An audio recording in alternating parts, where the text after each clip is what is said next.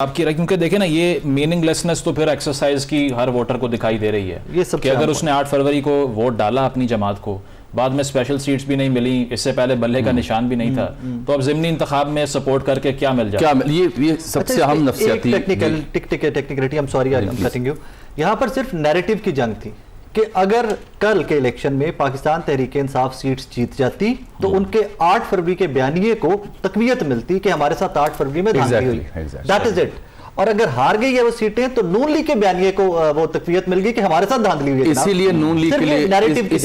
League के लिए सीटें जितना बहुत जरूरी अज़हद लाजिम थी। और वो कल आप उनका बयानिया देखें, वो क्या कह रहे हैं, वो यही कह रहे हैं कि 8 फरवरी को हमारे साथ धांधली हुई। अब देखें, हमने अपने बयानी की बुनियाद पे अपनी तरक्याती स्कीमों के नारों के नाम पे, स्टेबिलिटी के नाम पे वोट लिए है। रजा भाई की जो बात थी ना, जो आप भी इसको सेकंड कर रहे थे, that is most important factor कि वोटर को पता होता है बाई इलेक्शन की सीट जिताने हारने से मेरा फायदा होना नहीं, अगर अपोजिशन आ गई अब इनकी पार्टी का MP MN आ जाएगा, गली स्कूल मोहल्ला ठीक हो जाएगा। दूसरी बात एक और भी है, वो शायद PTA के दोस्तों को तल्ख लगे, एक रीजन माइट बी जो खान साहब की हालिया 2-3 अहम और इंतहाई कॉन्ट्रोवर्शियल और हार्ड हिटिंग जो बयानात हैं इंस्टीट्यूशन के सरबराह के हवाले से, वो भी एक रीजन हो सकती है वोटर सपोर्टर को पीछे करने के लिए कि यार इस हद तक तो नहीं जाना चाहिए था, या मरवत साहब के बयान हो सकते हैं। लेकिन जो उससे पहले आप बात कर रहे थे उसमें मुझे एक और मिसाल याद आ गई कि वो इलेक्शन कमीशन की बात कर रहे थे, मेरा सेक्रेटरी छुट्टी पे शायद चले गए हैं। इंडियन एक रियासत में चुनाव होता है कुछ अर्सा पहले, तो वहां एक डैम बन रहा था, उस डैम की साइड पे भी अब वोटर्स मौजूद हैं, क्योंकि वहां पे कई मराहल में वोट होते हैं, पोलिंग होती है, जैसे अब भी 6 मराहल हो रही है, 96 करोड़ वोटर होता है। तो वहां पे कोई 8-10 लोगों का एक पोलिंग स्टेशन बन गया। सरकार ने और वहां की इंतजामिया ने कहा कि जब तक चुनाव होगा तब तक ये डैम बन चुका होगा, तो इस पोलिंग स्टेशन की जरूरत नहीं है। इलेक्शन कमीशन ऑफ इंडिया ने कहा कि नहीं,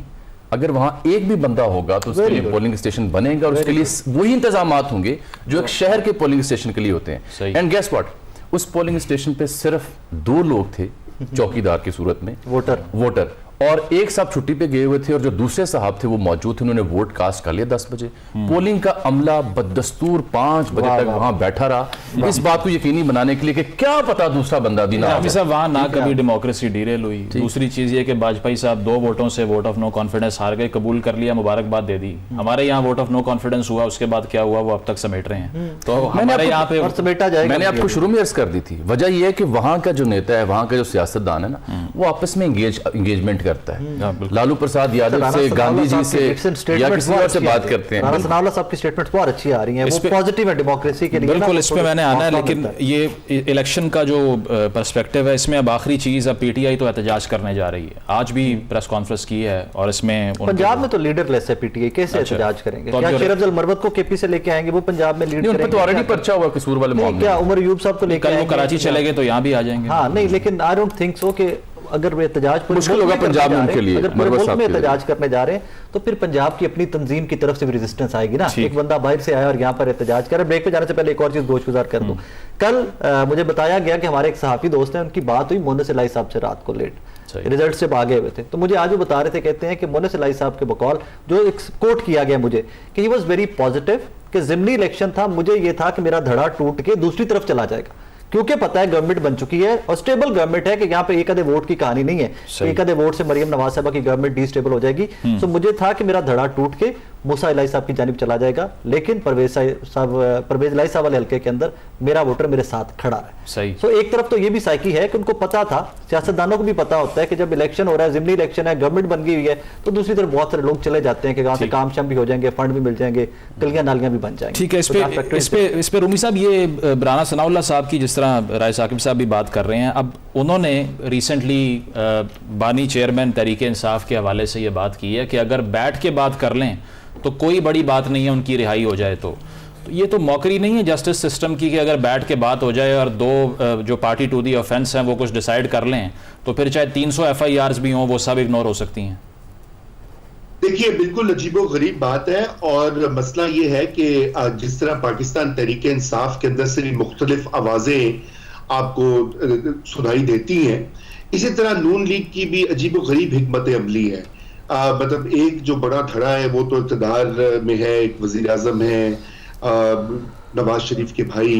साहिबजादी चीफ मिनिस्टर हैं, मगर दूसरी जानिब नून लीग के लीडर्स हैं जैसे जावेद साहब जो हैं वो धांधली का रोना हो रहे हैं, राणा साहब कोई और बात कर रहे हैं। इसी तरह आप देखें कि जो हारने वाले हैं और जीतने वाले हैं, दो कैंप्स हैं PMLN में, और वो अजीबो गरीब एक उन्होंने भी कंफ्यूजन क्रिएट की। यहाँ तो सोची समझी हिकमत अमली है कि कल को दूसरा धड़ा जो है वो तैयार हो जाएगा, मुतहर्रिक हो जाएगा एंटी एस्टेब्लिशमेंट, और जो इस वक्त प्रो एस्टेब्लिशमेंट धड़ा है वो इक़्तिदार में जब तक है तो उसका फायदा या मजा उठाएगा। तो ये राणा साहब की बात जो है ये सियासी बात है, लेकिन देखिए इस वक्त की इन पार्टीज की बात को छोड़ दें और वही पॉइंट जो अजमल ने जिसका जिक्र किया है, पाकिस्तान में इस वक्त वर्किंग रिलेशनशिप ही नहीं है हुकूमत और अपोजिशन की पार्टीज में। पिछली जो गवर्नमेंट थी जिसके इमरान खान साहब वजीर आजम थे, उस वक्त भी कोई रिलेशनशिप नहीं था। ये एक बहुत बड़ा खला है हमारे जमहूरी निजाम में, और यही वजह है कि देखिए हमारी मेजर रीजन रजा साहब, यही सबसे मेजर रीजन है कि ये पहली बार ऐसा हुआ है कि ये जो वैक्यूम है ये ना सिर्फ मुक्तदरा के यहाँ भी एग्जिस्ट करता है बल्कि गवर्नमेंट इन पावर के यहाँ भी एग्जिस्ट करता है, और ये PTI के यहाँ तो बिलखुसूस ज्यादा एग्जिस्ट करता है। रीजन उसकी ये है कि PTI की जो क़यादत दस्तयाब है वो वकला है, या अभी कुछ पॉलिटिकल लोग आगे किए हैं जो इलेक्शन जीतने के बाद सामने आए। अब ये वो वकले हैं जो सीजन पॉलिटिशियंस नहीं है, जो सीजन पॉलिटिशियंस थे जिनके रब्त मुक्तदरा से, नवाज शरीफ से, जरदारी से, डिस्पाइट देयर पॉलिटिकल डिफरेंसेस हमेशा से दिहाइयों से रहे हैं, वही लोग एंगेजमेंट के जामिन होते हैं। फॉर इंस्टेंस परवेज इलाही हो जाएं, फॉर इंस्टेंस शाह महमूद कुरैशी हो जाएं, फॉर इंस्टेंस फवाद चौधरी हो जाएं, ये वो लोग थे जो हमेशा किसी ने, आप देखें जब जमान पाक इमरान खान बैठे हुए थे तो हु वाज इन एंगेजमेंट, यही लोग थे, ठीक है। और नून लीग के यहाँ भी ये मसला हो गया। नून लीग के यहाँ जो government in power in Punjab है वो एंगेजमेंट वाले प्लेयर्स नहीं है, नहीं एंगेजमेंट वाले प्लेयर्स नहीं है। जो एंगेजमेंट वाले प्लेयर्स थे वो मियां नवाज शरीफ साहब थे, और मियां नवाज शरीफ साहब अब बाहर बैठे हुए हैं। सो कम्स दी जो रोल आपका मुक्तदरा का है, मुक्तदरा भी हमेशा कुछ रिटायर्ड लोगों के तवस्सुस से, कुछ न्यूट्रल जो गैर जानिबदार सियासतदान हुआ करते थे, कुछ सहाफी हुआ करते थे, दानिश्वर पुराने जो थे बुजुर्ग, उनके तवस्सुस से राब्तों में रहा करती थी, लेकिन अब वो नहीं है।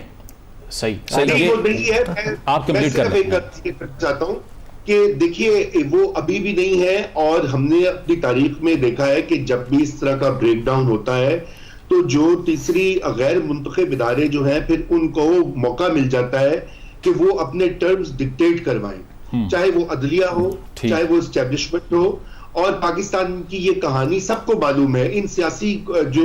जमातें हैं उनको भी मालूम है, ये नहीं है कि वो बिल्कुल बेखबर है इससे, मगर वो वक्ती तौर पे फायदा उठाते हैं। मगर यहाँ पे मैं जामी साहब ये अर्ज जरूर करूं कि इमरान खान साहब की एक पॉलिसी रही है, और वो पॉलिसी ये रही है कि मैंने चोरों डाकुओं से बात नहीं करनी। इससे biggest failure of his policy sir, Taliban से बात कर लूंगा, इनसे नहीं करूंगा। इस पे मैं आपके साथ